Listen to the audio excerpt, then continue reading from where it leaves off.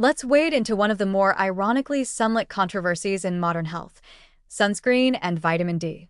On the one hand, dermatologists have spent decades begging us to wear sunscreen like it's armor against the fiery death ball in the sky, and for good reason. On the other hand, researchers concerned with widespread vitamin D deficiency keep pointing out that all this SPF enthusiasm might be making us sunlight-proof, and not in a good way. At the heart of this paradox is a basic fact: your skin needs ultraviolet B, UVB, radiation from the sun to produce vitamin D. It's not optional. UVB photons strike a compound in your skin, 7-dehydrocholesterol, and convert it into pre-vitamin D3, which your liver and kidneys then turn into the usable, biologically active form. But here's the twist: sunscreen works by absorbing or reflecting those very same UVB rays to prevent sunburn, DNA damage, and eventually skin cancer. So yes, in theory, applying sunscreen is like putting a big no entry sign in front of the sunlight trying to help your skin photosynthesize some much-needed vitamin D. Scientific studies have confirmed this in lab conditions and controlled settings. High SPF sunscreens, especially those above SPF 30, can block more than 95% of UVB radiation. Some studies show that using SPF 50 as instructed, i.e., generously and frequently reapplied, can reduce vitamin D production in the skin by as much as 90% or more. That's not a small number. If sunscreen were a bouncer at a nightclub, vitamin D would definitely be stuck in the parking lot.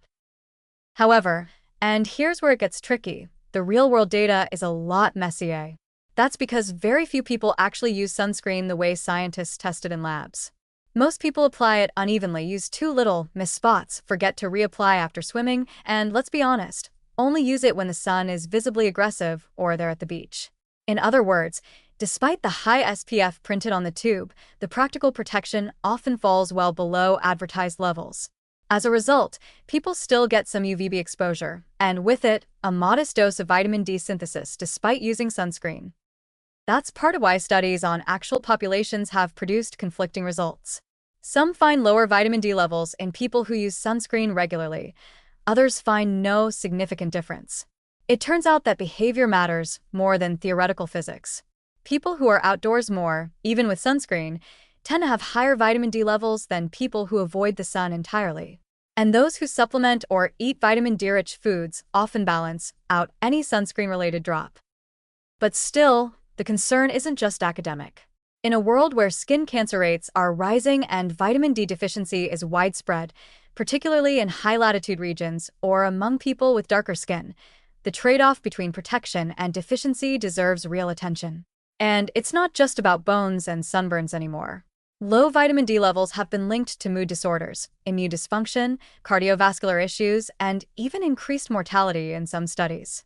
So if you're faithfully following every sunscreen guideline, slathering yourself like a solar-phobic pastry, and then wondering why your energy feels like it's powered by a dying battery, you might have your answer. So, where does the balance lie? Here's a practical approach.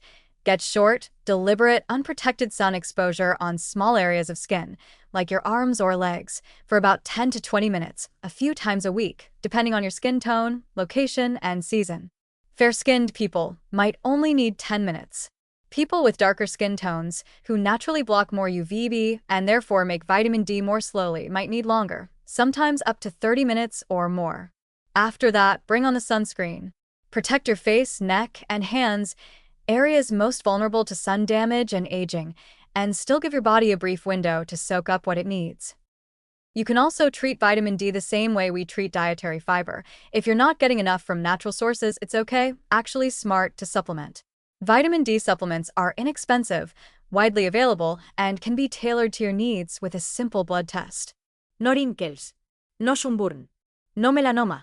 Just 2,000 IU and a sip of water. So the answer to the question, can sunscreen block vitamin D synthesis, is yes, definitely, in theory, and often to a significant degree. But the more important question is, should we panic about that? And the answer there is no.